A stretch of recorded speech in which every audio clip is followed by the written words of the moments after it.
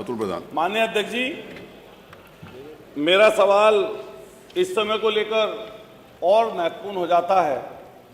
मैं धन्यवाद करूंगा कि आपने इतने महत्वपूर्ण विषय पर आज मुझे बोलने का, सवाल पूछने का अवसर दिया है। मान्यवर, जैसे ही दवाइयों का विषय आता है, दवाई सब जहन में आता है, तो हमारी और सबकी जिंदगी से जुड़ा हुआ प्रश्न आ जाता है। जैसे ही हम लोग देखते हैं, हमारा शायद ही परिवार का कोई सदस्य ऐसा होगा जो कभी ना कभी दवाई ना खाया। अगर उन्हीं दवाइयों में कहीं पर नकली या नशीली शब्द का प्रयोग हो जाए और या उसकी चीज का संज्ञान कहीं पर आ जाए, तो हम समझ सकते हैं कि हम अपने बच्चों के लिए क्या सोचते होंगे। अभी कुछ दिन पहले जो महत्वपूर्ण विषय इस समय पर चल रहा है, सिरप का, हमारे बराबर के प्रदेश मध्य प्रदेश, हमारे बराबर के प्रदेश राजस्थान, वहां से एक जहरीले सिरप जिसमें किसी साल्ट की मात्रा ज्यादा हो जाने के कारण या किसी भी अन्य बात के हो जाने के कारण वहां पर बच्चों की मृत्यु हुई, लेकिन उसका असर हमारे यहां पर भी पड़ा।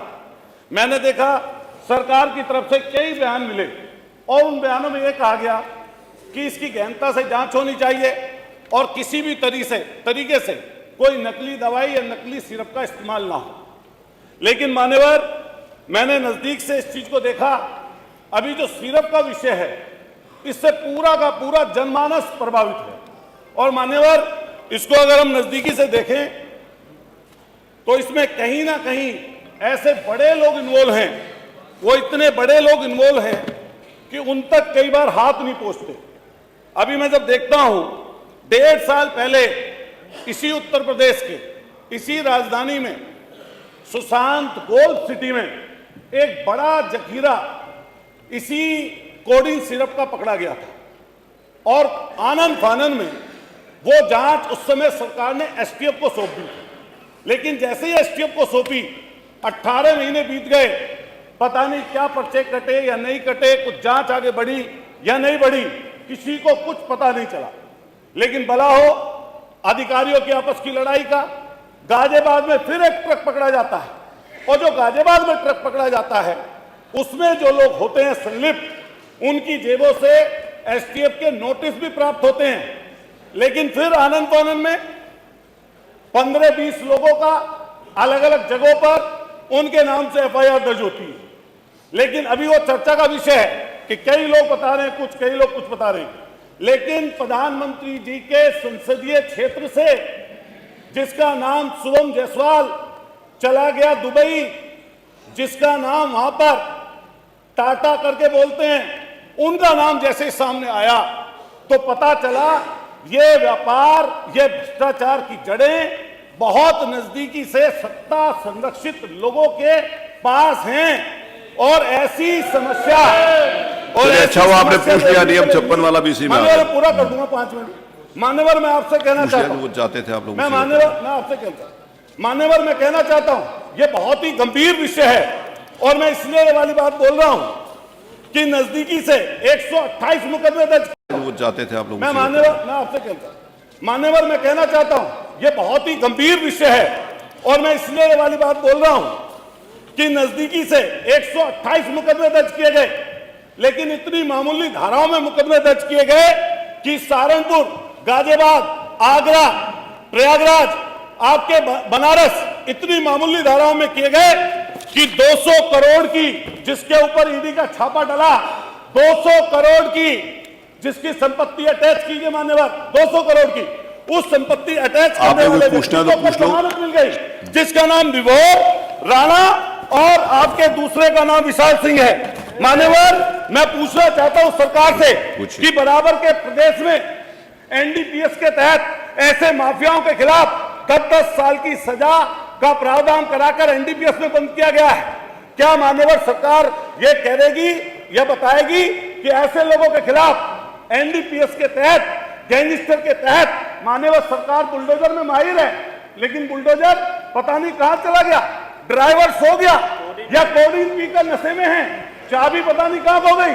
हजारों करोड़ का जिसने महल बना रखा है, उसके घर पर, धन्यवाद। उस सिपाही के घर पर आपके नहीं पहुंची। 5 मिनट हो गए। मैं दूसरा सवाल पूछ रहा हूं माननीय हाँ, बाबू। पूछिए।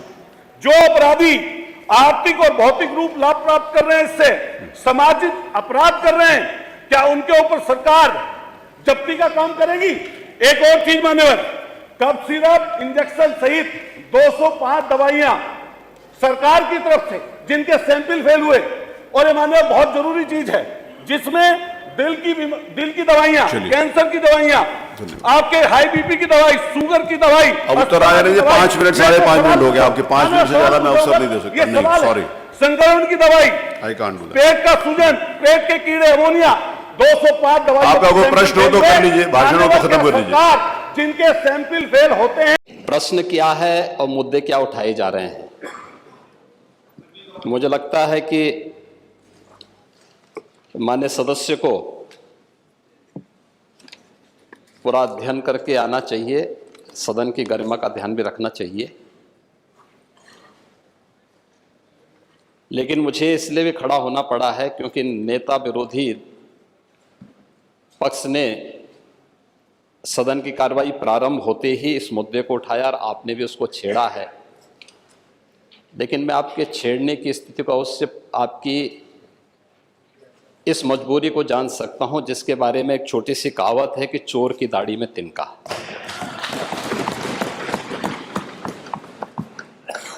प्रश्न है नकली दवाओं के सेवन से होने वाली मौतों के बारे में, जिसके बारे में उनको उत्तर दिया गया है कि इस प्रकार के कोई भी प्रकरण अभी तक उत्तर प्रदेश सरकार के संज्ञान में नहीं है।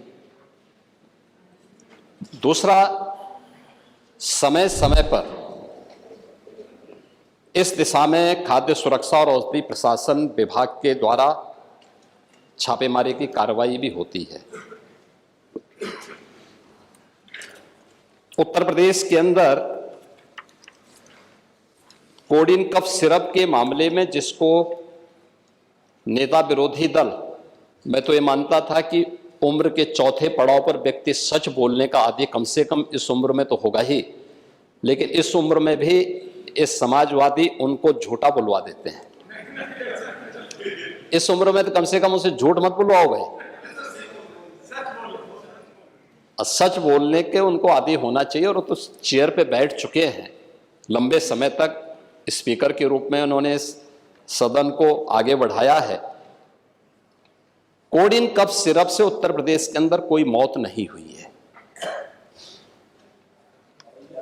एक। दूसरा, इस मामले में एनडीपीएस के अंतर्गत कार्रवाई होगी। ये उत्तर प्रदेश सरकार इस मामले को कोर्ट में जीती है, उत्तर प्रदेश ने इस मामले को लड़ा है।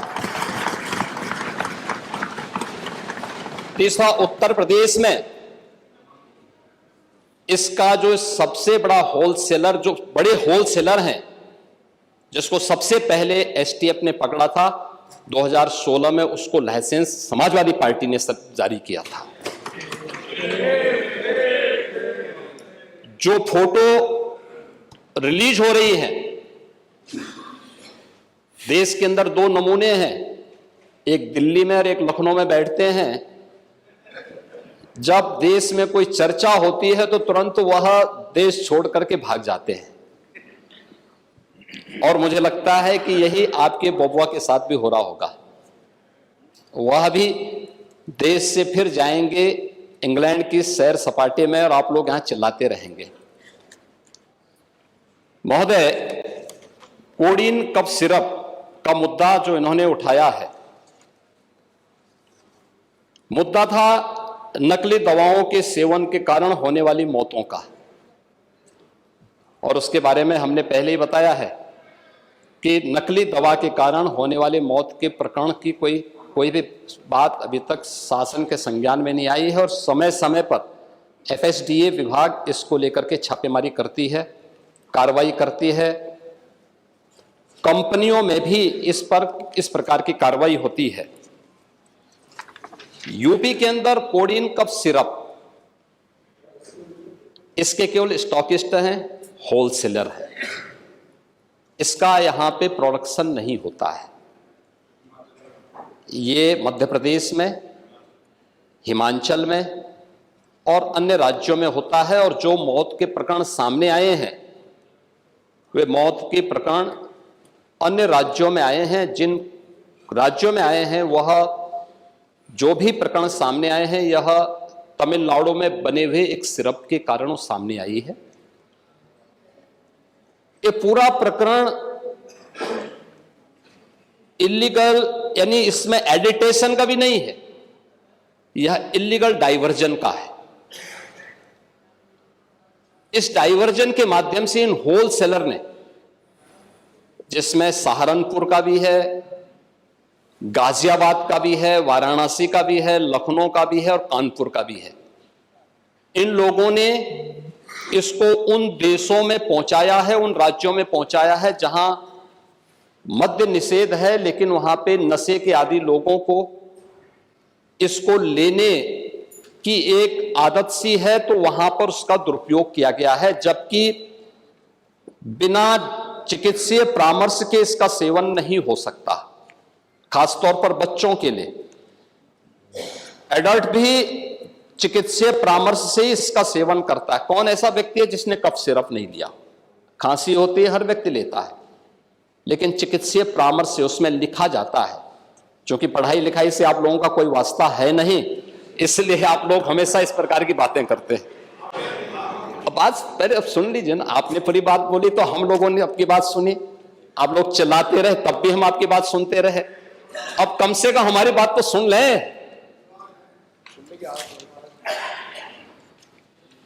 ये कार्रवाई सरकार ने की है और सरकार ने इसके लिए 79 अभियोग अब तक दर्ज किए हैं। इसमें 225 अभियुक्तों को इसमें नामजद किया है। 78 अभियुक्त अब तक गिरफ्तार हुए हैं।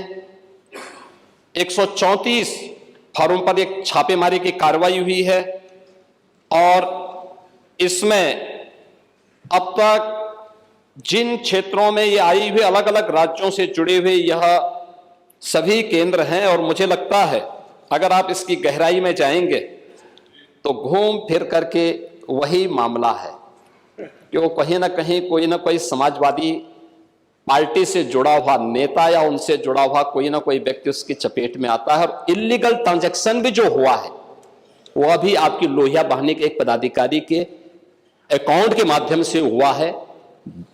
एसटीएफ इसकी जांच कर रही है। इस पूरे मामले में हाईकोर्ट से उस पूरे मामले को एनडीपीएस के अंतर्गत इस मामले में मुकदमा चलना चाहिए। यह उत्तर प्रदेश सरकार ने इस लड़ाई को लड़ा है और उसको जीता है, और इस मामले में कोई भी अपराधी छूटने नहीं पाएगा। और चिंता मत करिए, समय आने पर बुलडोजर एक्शन भी, उसकी तैयारी भी रहेगी, उस समय चिल्लाना मत करो। अभी आपने कहा 2 नमूने हैं, एक समाजवादी पार्टी, एक तो उन्होंने किसी का नाम तो लिया नहीं। ये नमूने नहीं है, अपने ऊपर कैसे समझ? ये नमूने नहीं है, ये अरे आप नाम तो लिया नहीं, नेता प्रतिपक्ष किसी का नाम तो लिया नहीं। अरे आप क्यों समझते हो उनको? देखिए, मैं माननीय अध्यक्ष जी, किसी का नाम नहीं लिया, नहीं किसी का नाम लिया। मुख्यमंत्री जी आप समझते रहिए, किसी का नाम नहीं लिया। देखिए